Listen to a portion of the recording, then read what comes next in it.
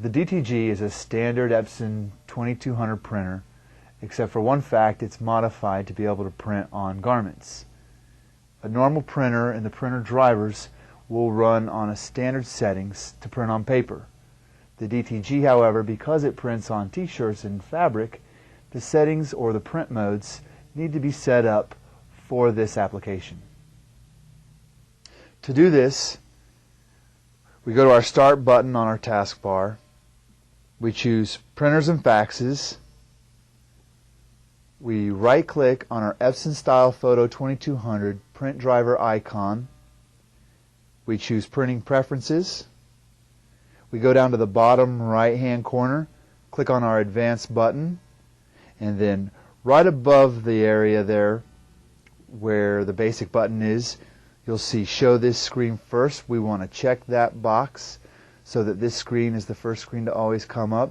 This is where we're going to enter all of our settings for our print mode. Now we go up to our paper and quality options. You should have sheet already picked. If you click on it, you'll have a drop down to see your choices, but sheet is what we want. Under paper, you click on your drop down and scroll down and find Enhanced Matte Paper and choose it. Under photo quality, we should have Photo 720. If you click on your drop down, you'll see your choices, and Photo 720 is the lowest that we can have under the Enhanced Matte Paper setting. Under our printable area, we'll click that and the drop down will come down. We'll need to scroll all the way down to the bottom and click on User Define. This will bring up a window which will allow us to create a new user-defined print area. We'll name it 13 by 18 since that's the size of our print area. Then under paper width, we'll highlight the 850, which represents 8.5 inches, and we will call it 1300 to represent 13 inches. Under our paper height, the same thing. We will highlight the 1100 and enter 1800 to represent the 18 inches. Now we will click Save. And now we have that saved. When we click OK, you will find the 13 by 18 under your drop down for size, and we will make sure that's chosen. Under orientation, we want portrait, and under print options, we don't want to have anything checked for reverse order or minimize margins. Under high speed, we do want that checked. We do not want to have anything checked for black ink only. We do want to have a check in edge smoothing, and again we want no check under print preview. Now we'll come down to your ink configuration button. Under ink config, you'll push the button. This will bring up a window that shows us our setting for color density and drying time. We will actually leave our color density at 0%, and we'll never need to concern ourselves with drying time since we have a different process for drying.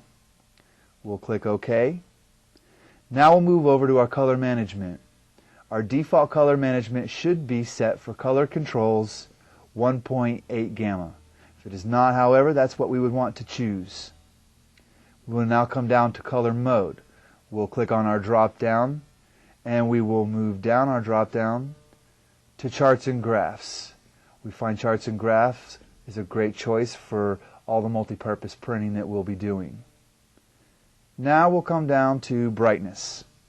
Under brightness, we will need to scroll that up to a +20.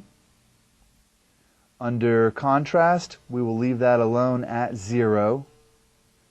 Under saturation, we want to maximize that out to 25.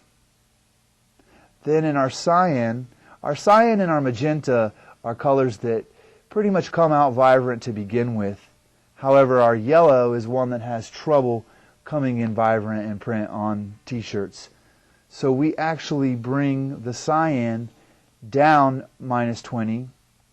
The magenta we bring down -20. and the yellow we will take up to +20. Now that we have all of these settings entered, we will go over to our Save Settings button. We'll click on it. Up will come a little window. Under where you see Name, you'll have a little text box to click on. You will enter a name such as DTG 1, and we will click Save. That will save these settings under the file name DTG1, where you'll always be able to call these settings up in the future. Once we are done, we can click OK, and now we have saved our first print modes for the DTG printer.